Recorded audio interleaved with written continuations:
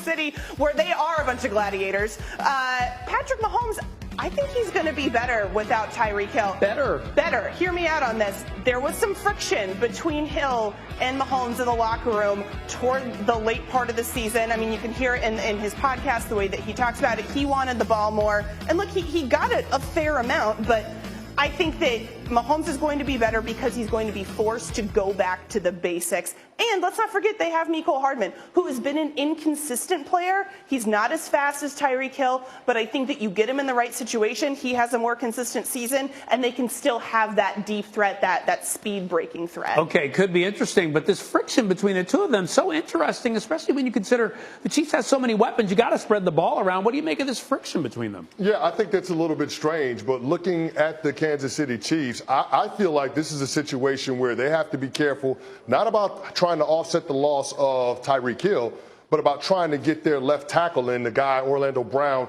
who's under the franchise tag. Today is the deadline to get a long-term deal done. Yep. And that's such a key part of Pat Mahomes' success, the offensive line being able to protect him. Kansas City was top 3 in terms of sack rate amongst offensive lines, while having an average snap-to-throw time of 2.83 seconds, which was 9th most in the National Football League. So I think Orlando Brown Jr.'s absence could be a bigger factor in Pat Mahomes' success this upcoming season than Tyreek Hill. That's a very interesting point, because you think about Brown, Lewis, and then you think about Mahomes without Hill. Do you think he'll actually have a better season or worse?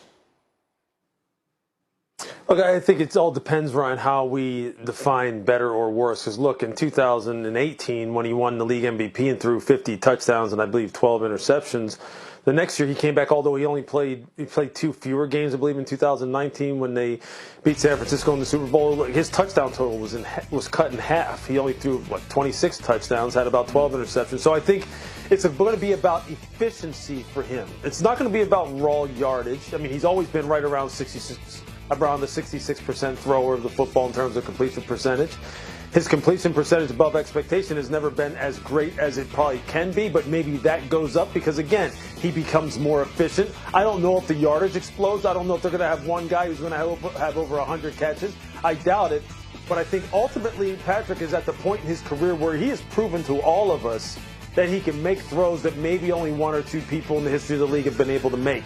He's now after Super Bowl titles, and I think ultimately that's what he needs to be judged on. And that's when we have this discussion, when the season is over, as to whether or not he had a better season with Tyreek or without him. That's what we need to point to. Is he being efficient in crucial situations? And in the biggest games, is he making the throws to win games? Or is he in press conferences having the answer for why he didn't make good decisions at the end of games? That's really what it's come down to, because he's that great of a player and he's earned that. Yeah, and Brooke, you're shaking your head. You're looking at this because Lewis is exactly right. That's what he was doing last year. Right. He was in that spot. Right, because Lou made the point that, hey, look, Patrick Mahomes can make amazing throws. It's on him. It doesn't matter who the receiver is, and he's got a lot of big body receivers that. We go from there to big news in the NBA. Last night, the Suns matched the Pacers' 4-year, $133 million offer sheet for restricted free agent DeAndre Ayton. So here's the deal. Ayton stays in Phoenix, but the Suns can't trade him until January 15th, and that's going to have an impact on the KD sweepstakes.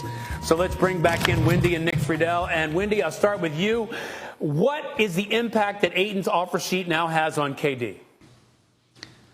It doesn't eliminate it at all, Ryan, but it certainly diminishes it. By matching this offer sheet, the Suns cannot trade DeAndre Ayton until after January 15th, and he's got veto power on trades for the next year. He was a big piece that they wanted to put in a deal for Kevin Durant. Even if he wouldn't end up in Brooklyn, they wanted to use him so that they didn't have to use any of the other valued assets they have on their roster. And frankly, that's why the Pacers put them to the test. They signed this offer sheet because they thought maybe they wouldn't want to close down Durant avenues, and they matched it within minutes. And I think what that tells you is right now, not only are the Suns nowhere near any traction on a deal with the Nets for Durant, but they're not even sure any traction is going to come. So they had to take care of their center from their 64-win team and live to fight another day on the Durant front. Wow, so a big development on the KD front. Nick, I wonder if this affects KD's desire to be a Sun. Ryan, Kevin knows the league inside and out.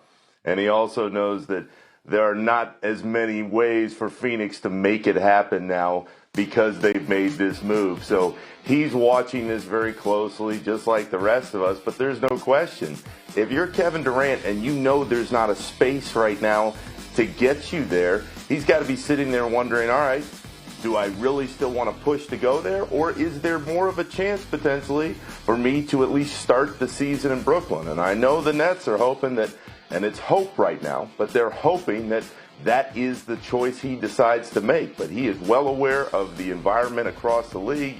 And if the Nets don't feel like they're getting enough back, they're not in any rush to move him right now. Okay, hope being the key word there. We'll see if the Nets can apply that hope to KD and say, hey, come back, let's run it back. But then there's another big free agent on the market, Wendy, and that's Donovan Mitchell. What's the impact of the Ayton deal on Mitchell? Yeah, I think this increases the Knicks' odds. They were already the favorites, but now without really the much ability for a three-way trade involving the Suns and Nets where Ayton would be potentially used in that deal, I think it makes more sense for the Knicks to, buckle into the negotiation with the Jazz. Really, this is going to be about the price. The Knicks want him badly. The Jazz are prepared to trade him to New York. It's how can they figure out the cost in those draft picks. The price of stars has gone up over the last month. It's like inflation in our economy. 3-4 weeks ago, 3 first-round draft picks probably got you a serious conversation for Donovan Mitchell. But in the wake of the Jazz deal with Rudy Gobert, where they got 4 picks, the Jazz are expecting to get more than that, and the Knicks have 8 to trade. And so over these next few days and weeks, we're going to see proposals going back and forth between those two teams. It has already started, and there are other suitors as well. But you can, I think, cross off the Nets to a certain extent when winding up with Donovan Mitchell in some sort of Kevin Durant trade at this point. I'm smiling because my mind is blown over the prospect of going over 4 picks, the Knicks having 8. Nick, we're talking, 5, 6 first rounders? Can you imagine, is this going to be a good deal if the Knicks pull that trigger?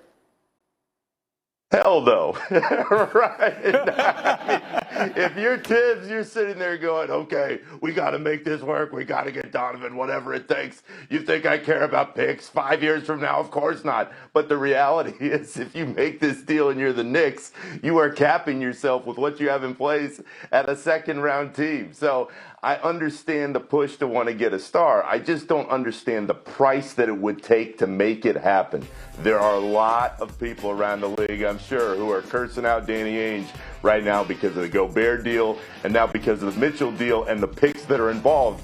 But Ainge is used to it. This is what he does. He tries to maximize value and in doing so, get as many picks as possible.